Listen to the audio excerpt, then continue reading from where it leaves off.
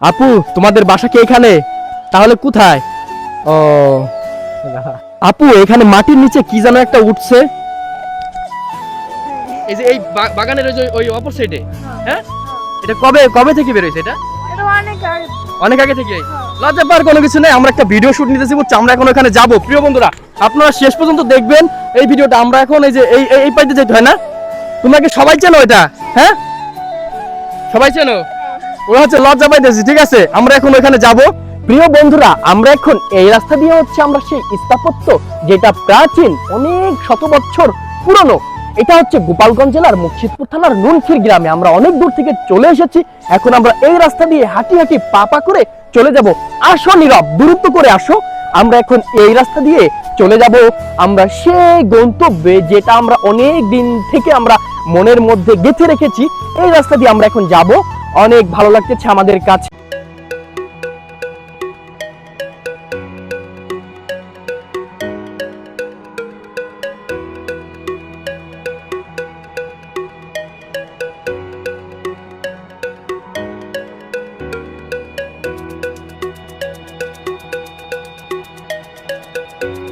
প্রিয় বন্ধুরা, দেখেন কাদার অবস্থা। এত কষ্ট করে একটা ভিডিও আপনাদের মাঝে শেয়ার করতেছি আমি বহু দূর থেকে এসে। এখন যদি পিছলা খায় পড়ে যায় ভাই, পুরোপুরি অবস্থা খারাপ। আজকে জুতা পরি নেই এবং আমরা ভীষণ কষ্ট করে চলে এসে দেখেন এমনিতেই আমাদের অবস্থা ভীষণ খারাপ। আমাদের জামা কাপড় পুরোপুরি নোংরা হয়ে গেছে। আমরা এখন ওহো, কাদার অবস্থা দেখেন। এখান থেকে মনে হচ্ছে আমাদের মনে হচ্ছে যে 2 থেকে 3 কিলোমিটার লাগবে আমাদের আরো হেঁটে যেতে। এটা জঙ্গলের একটা পথ।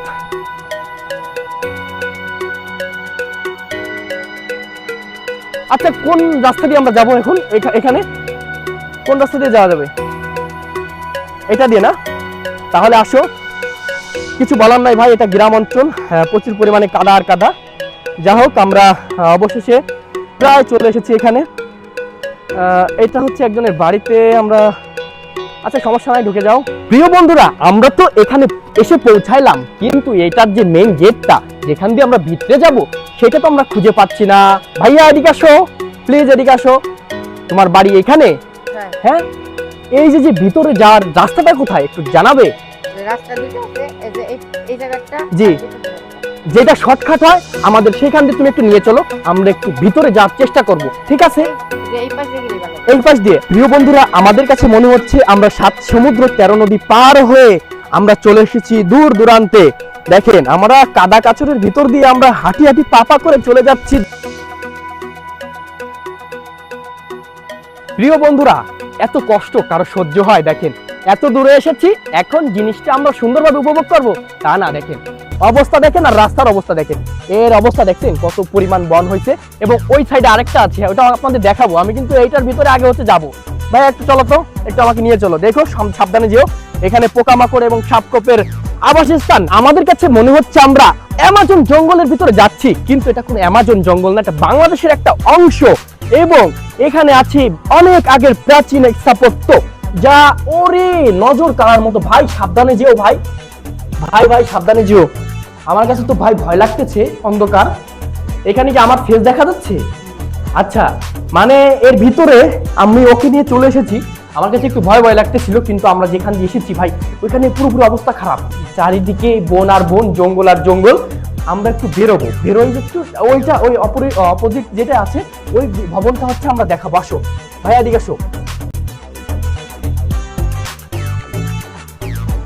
প্রিয় বন্ধুরা, এখন আমরা ওই সাইডে যেটা আছে ওইটা দেখাবো। একটু আসো সুন্দরভাবে, এবং এইটার উপরে ফোকাস দাও। উপরে এখানে সিঁড়ি ছিল না? ও অসাধারণ। দেখেন আপনার এটা উপরে, দেখেন উপরে কতগুলা গাছ জন্মাইছে অনেক আগে থেকে।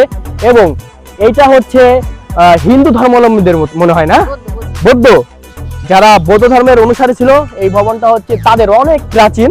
এবং এই সাইডে আরেকটা প্রাচীন স্থাপত্য আছে। এদিকে আসো, চলো আমরা বিসমিল্লাহর নামে যাই।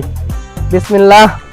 দেখেন ভাই, আমরা এখন বহু দূরে যাচ্ছি অ্যামাজন জঙ্গলের ভিতর দিয়ে। অ্যামাজন জঙ্গলের ভিতর দিয়ে যাওয়ার সময় আমরা দেখতে পেলাম গিরগিটি। উরে গিরগিটি না কি হয়েছে? উরে খাইছে ভাই। দেখো দেখো, এখানে কিন্তু অবস্থা ভীষণ খারাপ। ওহো, দেখেন প্রিয় বন্ধুরা, ভিতরে সাপের কত গর্ত। ভাই ভাই একটু ফোকাস দাও, ভিতরে ফোকাস দাও। দেখেন প্রিয় বন্ধুরা, প্রচুর পরিমাণে সাপের গর্ত এবং এটা কিন্তু ভীষণ ভয়ঙ্কর লাগতেছে, যে কোনো সময় ভেঙে পড়ার সম্ভাবনা আছে। দেখো, আচ্ছা এটা কি ভূমিকম্প হলে ভেঙে যায় না? হ্যাঁ, এই যে এখানে একজন বসা ছিল, জি। ভূমিকম্প হয়েছে, ভূমিকম্প পড়ার পরে পানির পাশে পাশে গেটির পাশে পড়ে গেছে। গেটির পাশে পড়ে গেছে, তার মানে ভূমিকম্পে কিছুটা ক্ষতিগ্রস্ত হয়েছে এই স্থাপত্য। দেখেন একটু উপরের দিক ফোকাস দাও না, একটু উপরের দিক ফোকাস দাও। ইটগুলা কিভাবে দেখেন, এক একটা ইট কিভাবে খসে খসে যাচ্ছে, কি তবু ভাঙতেছে না। মানে এত টাইট, এত মজবুত জিনিস দিয়ে বানানো হয়েছে, যা মনে করেন আকর্ষণীয় এবং দেখার মতো একটা জিনিস। দেখেন, এবং ভিতরে প্রচুর পরিমাণে লতা হয়েছে, প্রচুর পরিমাণে লতা হয়েছে। এত কষ্ট করে এখানে আসলাম ভাই, এই জঙ্গল টঙ্গল পাড়ি দিয়ে আমার পা হাতের অবস্থা ভীষণ খারাপ। এখন যদি একটা জোক লাগে রে ভাই, জোক মনে হয় একটা লাগিয়ে গেছে। দেখেন ওরে খাইছে, না না জোক লাগে নাই। দেখেন এই মশাগুলা মানে ভীষণ জ্বালাচ্ছে আমাদের। আমরা অনেক কষ্ট করে এসেছি। ভাই তোমার নাম কি? ইয়াসিন সর্দার। ইয়াসিন সর্দার। তুমি মুসলমান? তুমি মুসলমান? যা হোক, আমরা এখানে এসে আমাদের কাছে ভীষণ ভালো লাগলো। আপনারা সবাই যদি ভালো লাগে ভিডিওটা সবাই শেয়ার করে দিবেন। অনেক কষ্ট করে আমরা এসেছি জোক পোকের ভিতর দিয়ে। সবাই ভালো থাকবেন, সুস্থ থাকবেন। আল্লাহ হাফেজ।